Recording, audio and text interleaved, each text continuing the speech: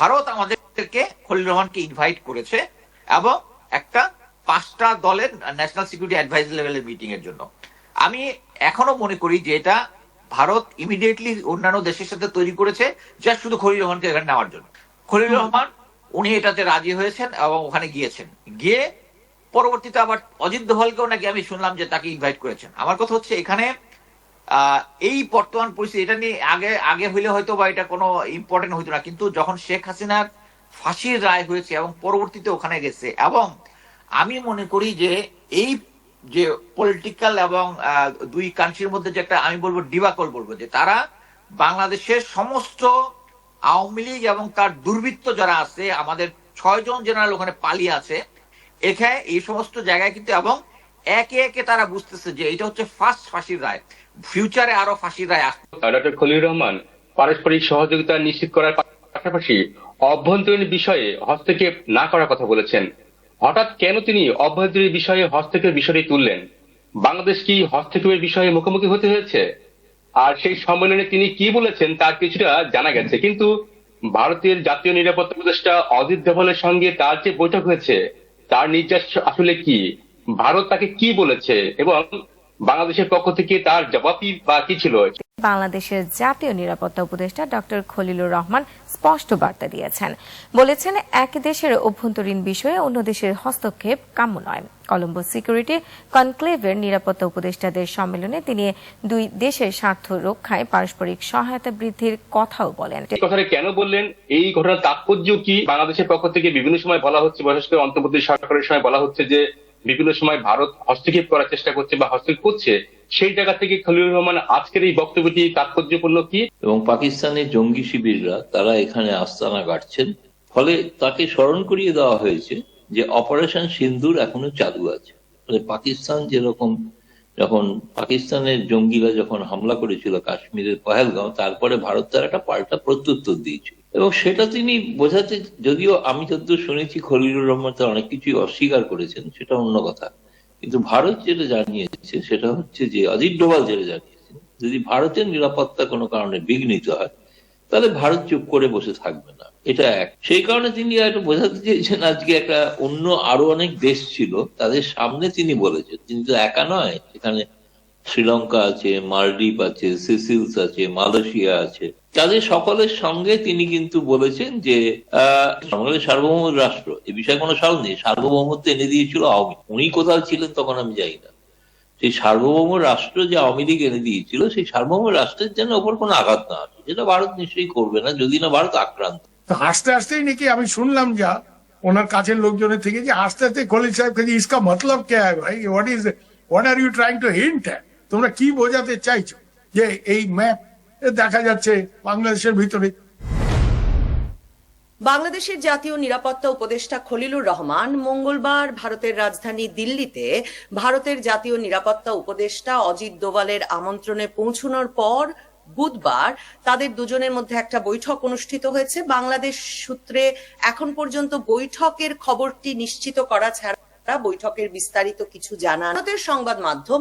এই সফরের আগে যেমন এই সফরটি নিয়ে আগ্রহ প্রকাশ করছিল, তেমনি বৈঠকটির পরেও স্বরাষ্ট্র মন্ত্রণালয় সহ ভারতের সরকারের উচ্চপদস্থ কর্মকর্তাদের সূত্রে সংবাদ মাধ্যমগুলো নানা রকম খবর দিচ্ছে যে অজিত দোভাল কি ধরনের বার্তা দিয়েছেন বাংলাদেশের জাতীয় নিরাপত্তা উপদেষ্টা খলিলুর রহমানকে এই বৈঠকে, সে সম্পর্কে দুদেশের মধ্যে কথা হলো কি নিয়ে, বাংলাদেশে ব্যাপক আগ্রহ খলিলুর রহমান শেখ হাসিনাকে ফিরিয়ে আনার বিষয়ে কথা বলেছেন কিনা, এসব নিয়ে কথা বলতে আমার সঙ্গে এখন যুক্ত সিনিয়র সাংবাদিক সুবীর ভৌমিক। সুবীর ভৌমিক, আপনাকে স্বাগত জানাই। শেখ হাসিনার ব্যাপারটা যখন তোলার চেষ্টা করেন তখন অজিত ডোভাল বলেছেন যে আপনারা ওখানে রায় হয়েছে সেটা আমি কাগজে দেখেছি, তো আপনারা সরকারের তরফ থেকে আনুষ্ঠানিক ভাবে ওনার প্রত্যর্পণ যখন চাইবেন সেটা আমরা কাগজপত্র পেলে আমাদের সরকার সেটা খতিয়ে দেখবে কতটা কি করা যায়। মানে এক কথায় বলতে গেলে, যেটা ইংরেজিতে আমি বলতে পারি, নন কমিটাল অ্যান্সার। আর এটা ওনার ব্যাপারও না, কেন এটা তো গভর্নমেন্টের ডিসিশন, এই সিদ্ধান্ত নেবে cabinet committee on external affairs, এটা শুধু অজিত ডোভালের ব্যাপার নয়। হ্যাঁ, তো এখানে অজিত ডোভালের তরফ থেকে যে ব্যাপারগুলি তোলা হয়েছে সেটা হচ্ছে বাংলাদেশ ক্রমশই পাকিস্তানপন্থী, পাকিস্তানের মদতপুষ্ট বিভিন্ন জঙ্গি সংগঠনের একটা বিচরণ ক্ষেত্র হিসেবে পরিণত হচ্ছে, যেটা গত 15 বছর ছিল না যতদিন শেখ হাসিনা ক্ষমতায় ছিলেন। কারণ তিনি এবং ওনার সরকার এই ধরনের জঙ্গি গোষ্ঠীগুলির বিরুদ্ধে খুব কঠিন পদক্ষেপ নিয়েছিলেন। অনেককে ধরা হয়েছিল, অনেককে জেলে পাঠানো হয়েছিল, আর বিশেষ করে উত্তর ভারতের কিছু গেরিলা সংগঠনের নেতা কর্মীদের ভারতের হাতে তুলে দেওয়া। তো এর জন্য অজিত ডোভাল যেটা ভারতের তরফ থেকে ভারতের নিরাপত্তা জনিত যে আশঙ্কা সেটাকেই জোর সোরে তুলে ধরার চেষ্টা করেছেন, জোর দিয়ে বলেছেন। আর অজিত ডোভাল যে ধরনের লোক, আমরা ওনাকে ব্যক্তিগতভাবে চিনি, ভালোভাবে চিনি। উনি পাহাড়ের লোক, তো উনি সোজা সাপটা কথা বলেন, উনি অত পেঁচিয়ে ঘুরিয়ে কথা বলতে পারেন না। উনি রাজনীতিবিদ, ইজ এ স্ট্রেইট টকার। তো উনি এই ধরনের কথাই বলেছেন যে 3টে ব্যাপার। এক হচ্ছে পাকিস্তানের সেনাবাহিনীর, বিশেষ করে বাংলাদেশের সাথে যে ক্রমবর্ধমান সম্পর্ক, তাদের সিনিয়র লোকজন এখানে আসছে, সেটা বাংলাদেশের ব্যাপার, কিন্তু তার সাথে এই ISI ইত্যাদি এইসব সংগঠনের লোকজনের আসা যাওয়া বেড়ে যাচ্ছে।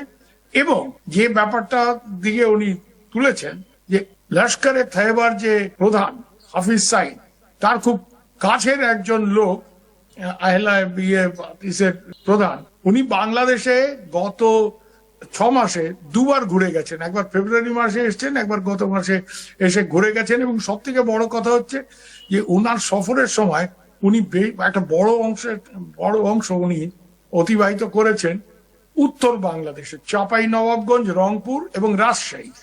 এবং এতে করে ভারতের নিরাপত্তা জড়িত যেসব সংগঠন আছে, যেসব অর্গানাইজেশন আছে, তাদের একটা ধারণা হয়েছে যে এই লস্করে তৈয়বার মতো পাকিস্তানি জঙ্গি গোষ্ঠী, যারা ভারতে বিভিন্ন সময় বিভিন্ন জায়গায় সন্ত্রাসবাদী আক্রমণ চালিয়েছে, কাশ্মীর, ইভেন বোম্বের যে অ্যাটাক 2008-এ, তো এরা এবার পূর্ব ভারতে কিছু করার অভিসন্ধি করছে কিনা এবং বাংলাদেশকে ঘাঁটি করে এই ধরনের কিছু একটা করার চেষ্টা করছে কিনা, এই নিয়ে ভারতের নিরাপত্তা কর্মকর্তাদের মধ্যে একটা আশঙ্কা রয়েছে। মনে হচ্ছে সূত্রগুলোর যেসব খবর বেরিয়ে এসেছে সেগুলোতেই আপনি যখন উত্তরবঙ্গ কানেকশনের কথা বললেন, সেখানেও কিন্তু দিল্লি বিস্ফোরণের সাথেও যে লস্করি তৈয়বার সঙ্গে জড়িত কেউ কেউ রাজশাহী দিয়ে মুর্শিদাবাদ আসছেন, মুর্শিদাবাদ এবং রাজশাহী এই 2 অঞ্চলেই সেফ হাউস গড়ে উঠছে, এসব খবরের ভিত্তিতে আমি দেখছিলাম অজিত ডোভালের সঙ্গে বৈঠক প্রসঙ্গেও এমন কথা হয়েছে যে সীমান্তে জঙ্গি তৎপরতা বেড়েছে, মানে ভারত বাংলাদেশ সীমান্তে, এবং ভারতের অনেক গোয়েন্দা সংস্থা সরকারকে, স্বরাষ্ট্র মন্ত্রককে এমন পরামর্শও নাকি দিচ্ছেন যে সীমান্তে সীমিত আকারে কোনো সামরিক অভিযান বা কোনো ব্যবস্থা সরকারের নেওয়া উচিত কিনা, এমন সতর্ক বার্তাও নাকি বাংলাদেশের জন্য উচ্চারিত হয়েছে। আমি স্পেকুলেশনের মধ্যে যাওয়ার পক্ষপাতী না, কারণ রেড ফোর্ট ব্লাস্ট যেটা হয়েছে এটা still work in progress, investigation is work in progress. তবে কিছু লিডস ডেফিনেটলি বাংলাদেশের পাওয়া গেছে। আর শুধু নবনীতা, জাস্ট এই রেড ফোর্ট ব্লাস্ট নয়, মুর্শিদাবাদে যে দাঙ্গা হয়েছিল কয়েক মাস আগে, সেখানেও কিন্তু আনসারুল্লাহ বাংলা টিমের একটা উপস্থিতি, তাদের কিছু জঙ্গিদের উপস্থিতি মুর্শিদাবাদে পাওয়া গিয়েছিল। এই ব্যাপার নিয়েও বাংলাদেশকে এর আগে ভারতের তরফ থেকে বলা হয়েছিল যে তোমরা আনসারুল্লাহ বাংলা টিমের যে প্রধান জসিমউদ্দিন রহমানিকে ছেড়ে দিলে, তার লোকজন এখন এসে আমাদের সীমান্তবর্তী অঞ্চলে গোলমাল করছে। তো এরকম যদি হয় আমাদের কিন্তু কঠোর ব্যবস্থা নিতে হবে। কিন্তু কঠোর ব্যবস্থা নেওয়া এই ধরনের কথা বলা এক জিনিস, আর একটা সামরিক অভিযানের কথা ভাবা, ভারত শোনা একটা কথা আমি পরিষ্কার বলছি, ভারত তো রাশিয়া না, নরেন্দ্র মোদী ও পুতিন না, বা ইন্দিরা গান্ধীও না, যে হট করে একটা সামরিক অভিযান কিছু করে নেবে। বাংলাদেশের 71-এ তুমি চিন্তা করে দেখো, ইন্দিরা গান্ধীর মতো 8 মাস তো লেগেছে ভারতকে, 8 মাস মুক্তিযুদ্ধ হয়েছে, যুদ্ধ চলেছে, ভারত সাহায্য করেছে, 8 মাস পরে গিয়ে মিলিটারি ইন্টারভেনশন হয়েছে। তাই জন্য ভারতের কাছে military intervention is never the first preference. এই দেশ চাণক্যর নীতিতে চলে এবং সেখানে সাম দাম দণ্ডভেদ। তো দণ্ডটা একমাত্র উপায় নয়, যেটা পাকিস্তানের ক্ষেত্রে হতো সত্যি, যে মিলিটারি অপশন। ভারত মিলিটারি অপশনে ফট করে যাবে না, বিশেষ করে বাংলাদেশের ক্ষেত্রে তো নয়। কারণ আমি এইটা খুব দায়িত্ব নিয়ে বলতে পারি যে ভারতের যারা ডিসিশন মেকিং লেভেলে বাংলাদেশকে এখনো শত্রু রাষ্ট্র হিসেবে দেখা হয় না। কোন গভর্নমেন্ট, কোন লোকজন, ইউনূস সাহেবের বিভিন্ন কার্যকলাপ এগুলি নিয়ে মানে শঙ্কা থাকতে পারে, ক্ষোভ থাকতে পারে, কিন্তু বাংলাদেশকে ভারত এখনো এনিমি স্টেট হিসেবে মনে করে না, যেটা পাকিস্তানকে মনে করে। যারা একটু বেশি জাতীয়তাবাদী টাইপের লোকজন, সাংবাদিক, তারা অনেক সময় এই কথাগুলো যেটা ডিসিশন মেকাররা বলছে না, তাদের মুখে কথা বসিয়ে দিয়ে এরা হই হই করে হয়তো একটা মনে করে তারা একটা বিরাট জাতীয় দায়িত্ব পালন করছে। তা আমি ওর মধ্যে নেই। আমি যেটা বলতে পারি তোমাকে, যে নিরাপত্তার আশঙ্কা তিনটে ব্যাপার এখানে আছে। একটা হচ্ছে পাকিস্তানিদের আসা যাওয়া, পাকিস্তানি সামরিক কর্মকর্তাদের আসা যাওয়া, বিশেষ করে আইএসআই এর কর্মকর্তাদের বাংলাদেশে আসা যাওয়া, এটা নিয়ে ভারতের আশঙ্কা আছে এবং সেই ব্যাপারটা তুলে ধরা হয়েছে যে ঘন ঘন সামরিক কর্মকর্তারা, তাবাসসুম আসলেন, জেনারেল তাবাসসুম, তারপরে জেনারেল শামশাদ মির্জা, তারপরে নেভি চিফ নাভিদ আশরাফ, এরা আসছেন। এবং সব থেকে বড় কথা, যাকে নিয়ে সমস্যা, এই লস্করে তাইবার যে হাফিজ সাইদের খুব কাছের লোক ইবতিসাম এলাহি জাহিদ, জেনারেল সেক্রেটারি পাকিস্তানের, যে মার্চেন্ট, খুব কড়া ভারত বিরোধী বক্তব্য রেখেছেন বিভিন্ন জায়গায়, সালাফিস্ট কনফারেন্সে। এই লস্করে তাইবা কে নিয়ে ভারতের তো একটা মানে আশঙ্কা থাকতেই পারে।